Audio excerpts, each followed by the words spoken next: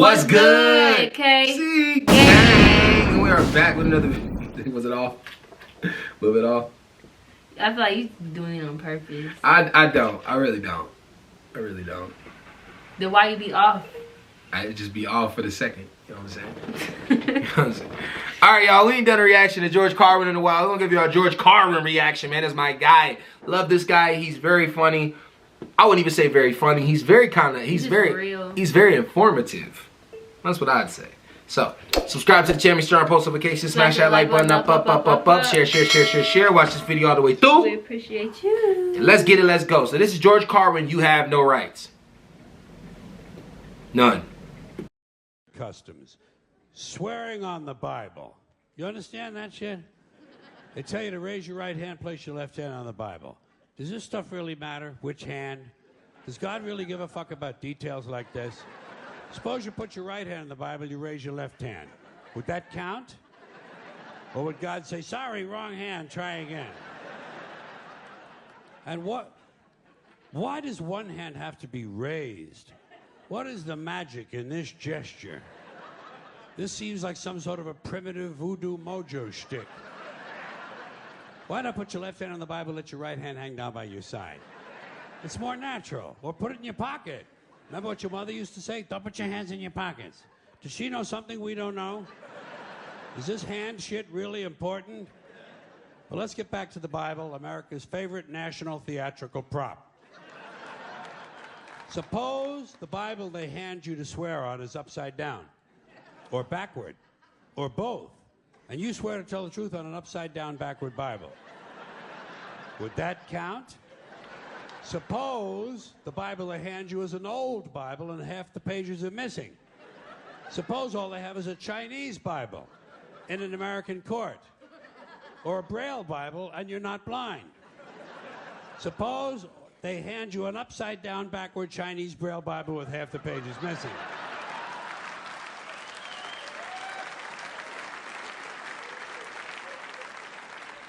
At what point does all of this stuff just break down and become just a lot of stupid shit that somebody made up? They fucking made it up, folks. It's make-believe. It's make-believe. Now, all right. Think about it. Almost every politician, almost every single one has lied to the public.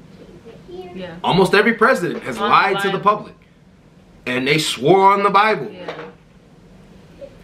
People lie. Does it really matter? Like, does it really matter? Like, when you put your hand on the Bible and you swear on the Bible, you're not swearing on your life. You're not swearing to God. Technically, you are. No, you're not. You're swearing on the Bible. Which is God. But then, like, they do say, the president does say, no, they do say, so you swear to tell the truth, the whole, that's in court. You swear to tell the truth, the whole truth, so help me God. And then in the other one, they say, I think for the president, what do they say for the president, y'all? Comment down below. I'm going to paraphrase it. I think they tell the president, like, you prepare to uphold the law of this nation, so help you God, or something like that. Yeah! Yeah! Yeah, I'll tell you as much truth that I can tell you as a flood covering the entire planet, killing everybody on the planet except 8 people, and then 8 people populating the entire world. I'll tell you that much truth.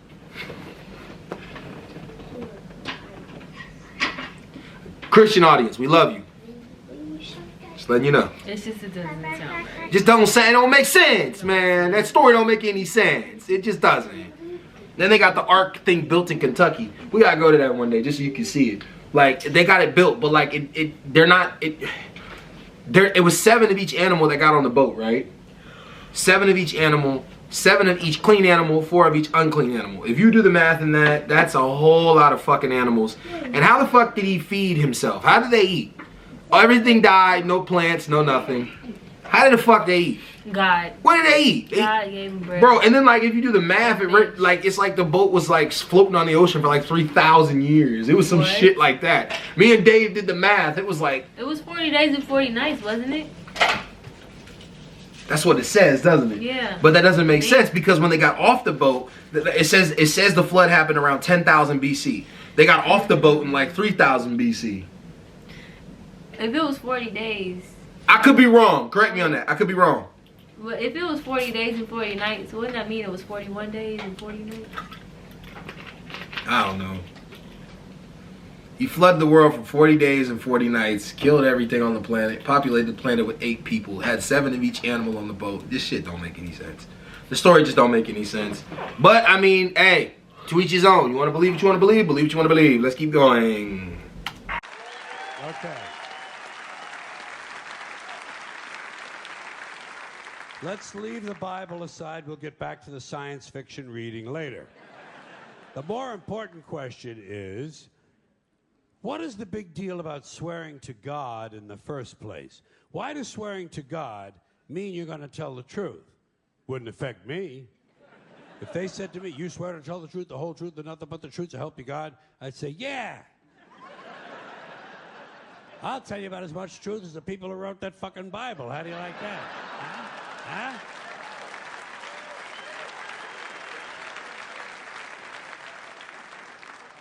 Swearing on the Bible doesn't mean anything. It's kid. Swearing to God is kid stuff. Remember when you were a kid? If you told another kid something he didn't quite believe, he'd say, "You swear to God?" I would always say, "Yeah, I swear to God," even if I was lying. Why not? What's going to happen if I lie? Nothing.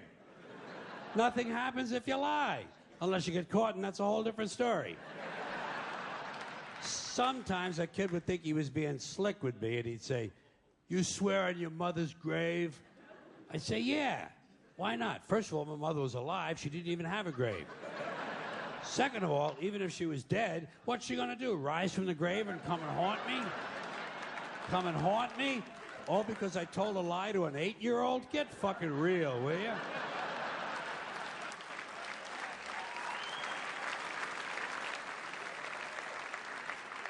Hey, I want to throw this out there. For people who believe in Santa Claus and teach their kids about Santa Claus, you're lying. Mm-hmm. And the Tooth Fairy and the Easter Bunny. You are a liar. All of it. You are lying to your children. Yeah. Just want to say. Sometimes I would say, "I swear on my mother's tits." Kids are impressed with things like that. I mean, I don't care about my mother's tits either. I don't care if they fell off. Fuck her. Not my problem. They're your tits, Ma. You keep an eye on them. Swearing to God doesn't mean anything. Swearing on the Bible doesn't mean anything. You know why? Because Bible or no Bible, God or no God, if it suits their purposes, people are going to lie in court. The police do it all the time. All the time. Fact. If it suits someone's purposes, they will lie. This is why I think the Bible was really created.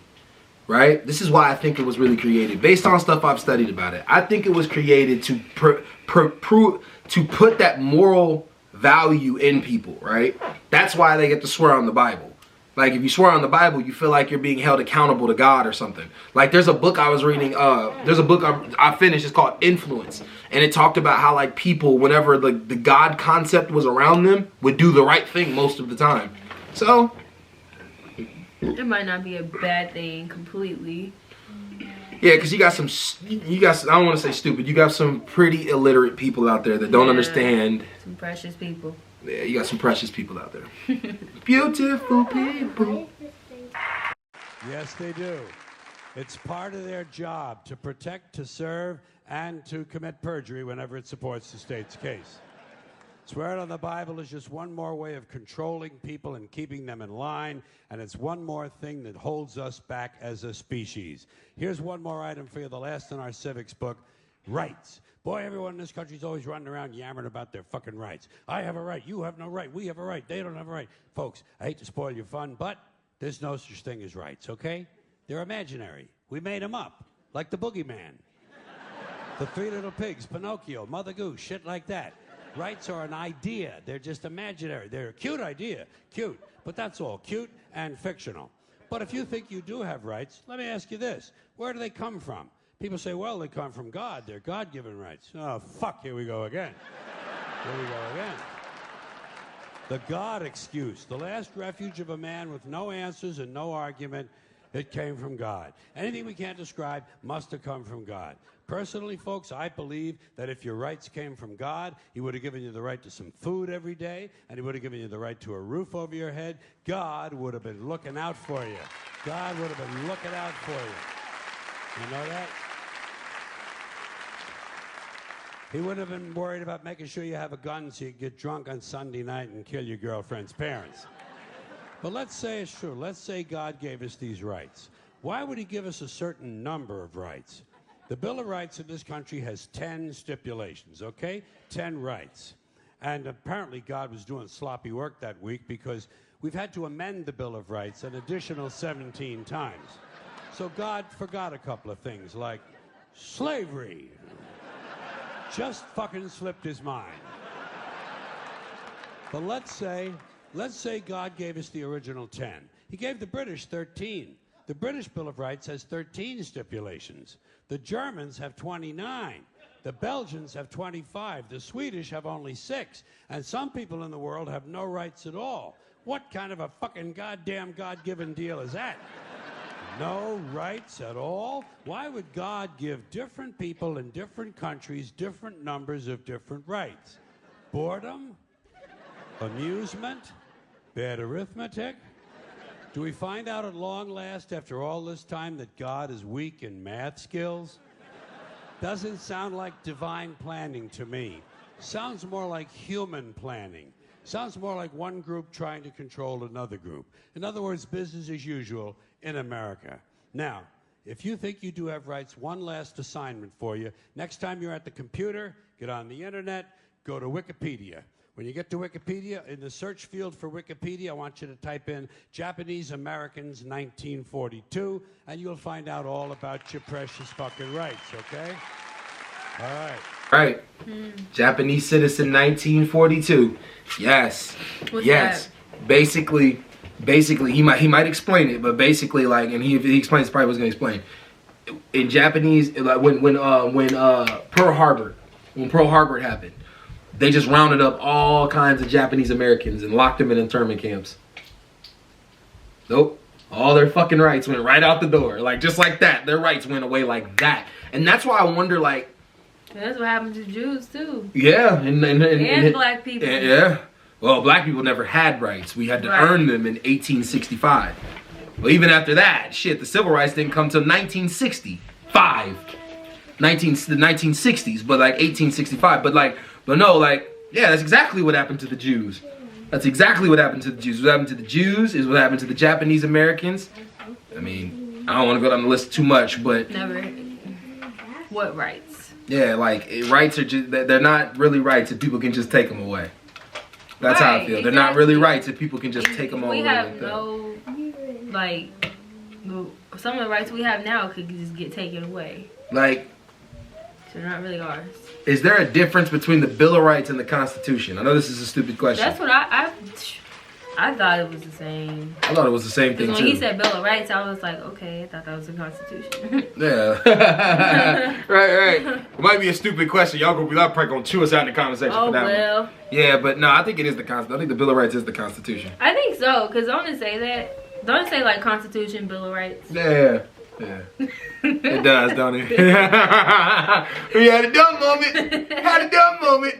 No, but yeah, like some of the like the rights that we have are stupid. Like the third one, like, oh, you can't court a soldier during war times. It's like, that was during 1776. Like, what does that mean? The British used to come into, like, our houses back in the day. Like, in 1776, the British used to come into American houses just because they wanted to. Like, they could just go in your house and shit like that. And then they put a law in there. I think it's something like that. You can't court a soldier or something like that. Is that when they were like, the British are coming, the British are coming? Yeah, that's back then. But I don't know. Correct me on that if I'm wrong, y'all. Let's keep going. Let's finish this off. You know about it. Yeah. In 1942, there were 110,000 Japanese American citizens and good standing, law-abiding people who were thrown into internment camps simply because their parents were born in the wrong country. That's all they did wrong. They had no right to a lawyer, no right to a fair trial, no right to a jury of their peers, no right to due process of any kind. The only right they had, right this way. That happened recently. What you mean? Too, remember when all those kids were put in those cages or whatever they were put in because they weren't born here or something like that? Wasn't that Mexico though? Like when was the border or something like that? Immigration? Yeah, something like their parents weren't legal here, so they took their kids away from them. Yeah, it's deep. In a country where like we stole the country from the people who lived here, we tell people they can't come in here. They don't belong here. They don't belong here. The most backwards. Oh, that's some deep shit. Man. Let's keep going. Okay, my bad. No, you good. Into the internment camps. Just when these American citizens needed their rights the most, their government took them away. And rights aren't rights if someone can take them away. They're privileges. That's all we've ever had in this country is a bill of temporary privileges. And if you read the news even badly, you know that every year the list gets shorter and shorter and shorter. You see how sooner or later?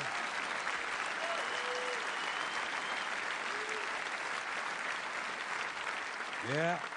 Sooner or later, the people in this country are going to realize the government does not give a fuck about them. Government doesn't care about you or your children or your rights or your welfare or your safety. It simply doesn't give a fuck about you. It's interested in its own power. That's the only thing, keeping it and expanding it wherever possible. Personally, when it comes to rights, I think one of two things is true. I think either we have unlimited rights or we have no rights at all.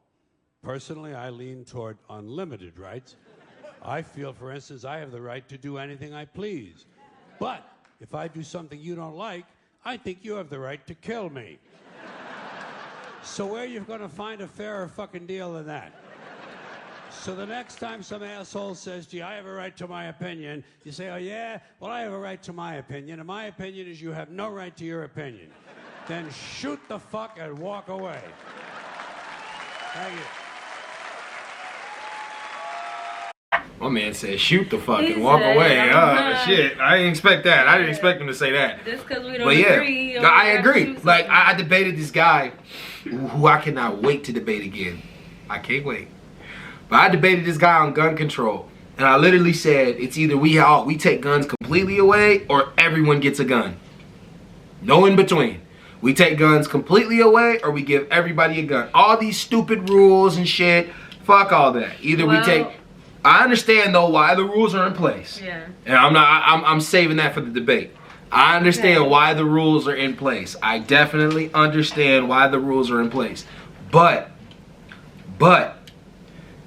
I do agree that it's either you give everyone a gun so like everyone can protect themselves, or you take them all away. And everybody who's gonna argue with me on how do we take them all away, I ain't gonna say how they could, but they could take them all away. They could. If they wanted to, they could take them all away, unless we were willing to fight. But... well, that's a big unless, because I feel like a lot of people are willing to fight for their guns. I don't know. I don't know, because you see like when the police pull somebody over, when somebody black gets pulled over by the police, all of a sudden like everybody white becomes very compliant with the system. Oh, do exactly what they say. Even if they have a gun pointed at you, all of a sudden white people get real compliant with the system. So like if a police officer pulls people over and everybody is compliant, what do you think they're gonna do if they start knocking on everybody's door saying, give me your guns? You think everybody gonna fight? No. That's true. Especially if they have like the military. No. I don't believe none of these conservative dudes that be talking about, oh, I'm gonna shoot. And if you are, never mind. Not on here. Not on here. But I don't believe them. I don't buy it. I think if they came and started taking people's guns, people would just fork it over. Hopefully they don't do that, because that wouldn't be right. That would go against the Constitution. Anyways, thank you for watching this video all the way through. We appreciate you. We outie 930. Peace out. See y'all later. Peace out.